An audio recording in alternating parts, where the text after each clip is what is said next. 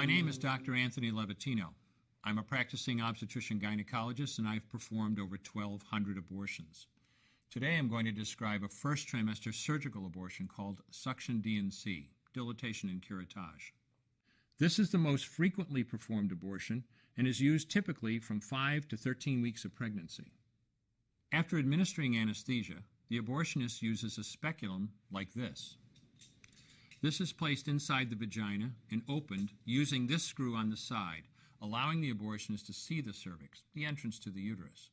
The cervix acts as a gate that stays closed for the duration of pregnancy, protecting the baby until it is ready for birth. The abortionist uses a series of metal rods called dilators, like these, which increase in thickness, and inserts them into the cervix to dilate it, gaining access to the inside of the uterus where the baby resides. The baby has a heartbeat, fingers, toes, arms, and legs, but its bones are still weak and fragile. The abortionist takes a suction catheter like this one. This is a 14 French suction catheter. It's clear plastic, about 9 inches long, and it has a hole through the center. It is inserted through the cervix into the uterus. The suction machine is then turned on with a force 10 to 20 times more powerful than your household vacuum cleaner. The baby is rapidly torn apart by the force of the suction and squeezed through this tubing down into the suction machine, followed by the placenta. Though the uterus is mostly emptied at this point, one of the risks of a suction D&C is incomplete abortion, essentially pieces of the baby or placenta left behind.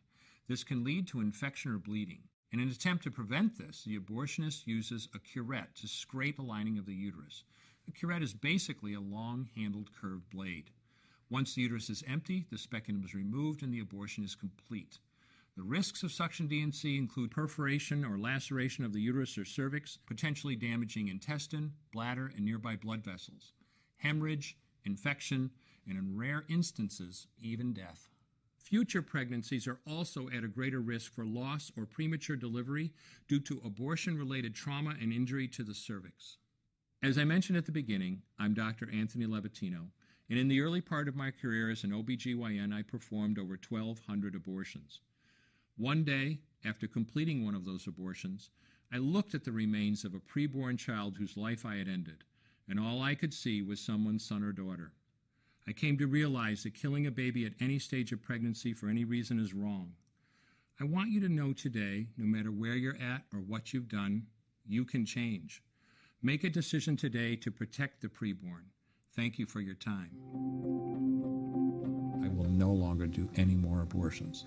When you finally figure out that killing a baby that big for money is wrong, that it doesn't take you too long to figure out it doesn't matter if the baby is this big or this big or this big or maybe even this big, it's all the same. And I haven't done any since then, and I never will.